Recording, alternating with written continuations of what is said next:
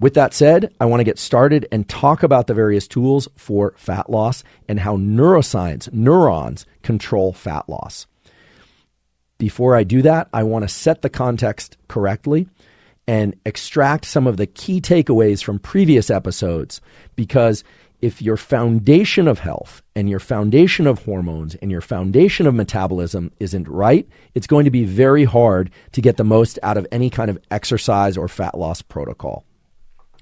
In previous episodes, I talked all about the science and the details going into particular protocols. We don't have time to do that now, and I want to get to the new material. However, there are a couple items that you should make sure you're getting correctly. And if you're not perfect about these, don't worry about it. Most people are not perfect about them. I'm certainly not perfect about them. But we should all be striving to get quality and sufficient sleep. I did 4 full episodes on sleep and how to get better at sleeping through things like light exposure, temperature, timing your sleep correctly for your so-called chronotype, if you're a night owl or a morning person. That's the first 4 or I think 5 episodes of the Huberman Lab podcast.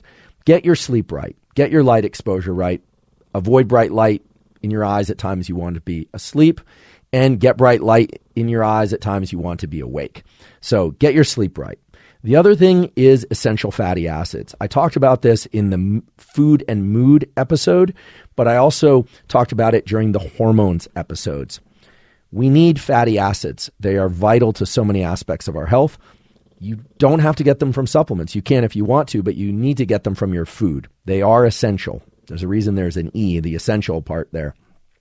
Of the fatty acids, there are multiple kinds, but for the antidepressant effects, or the levels of fatty acids that will promote good mood and also healthy metabolism, and will start to shift the needle in the right direction on blood-borne cardiovascular factors.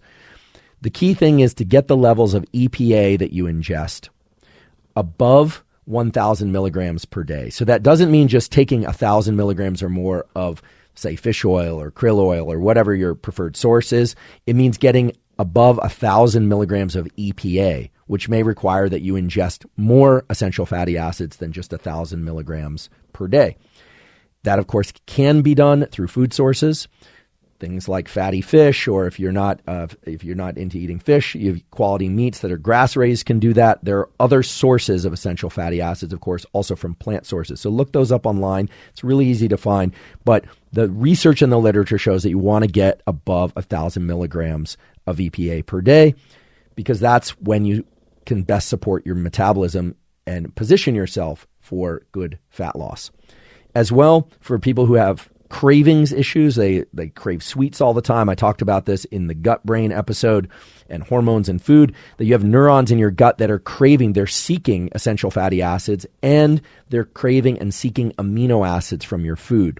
Now, these are not supplements that they crave per se. They're craving those things because that's what your body needs and your brain needs. But those same neurons will respond to sugars. And so many people who are craving sugar can satisfy that sugar craving by giving the neurons, so to speak, what they actually want, which are amino acids and essential fatty acids. That includes EPA, but also things like glutamine, an amino acid that can really reduce sugar cravings if you take a teaspoon of that or even a tablespoon of that a few times a day.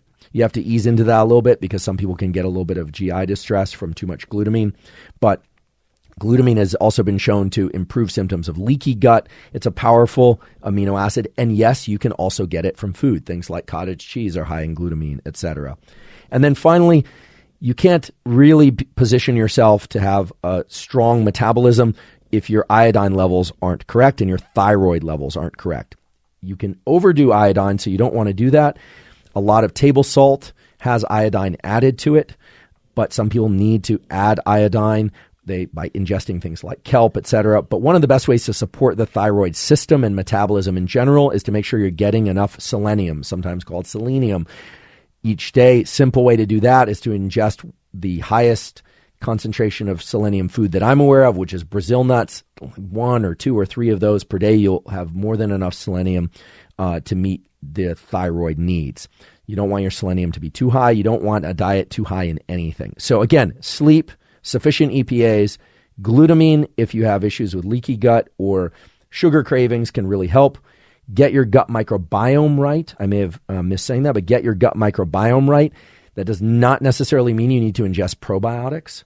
You can if you want to, but you can also just simply ingest a serving or two of fermented foods per day. That can greatly assist. So things like sauerkraut, kimchi, every culture has a different source or sources of fermented foods. Those can really help the gut microbiome. And then make sure that your thyroid hormone is supported through the ingestion of sufficient iodine, not too much, and sufficient selenium, not too much. Okay? Sleep, EPA, glutamine, fermented foods, iodine, selenium. That sets the basis for how things like exercise, cold, and some of the compounds and other things that we're going to talk about today that are, I'm guessing, truly going to be truly new to many of you, that can really increase the burn factor in the equation of calories in versus calories burned.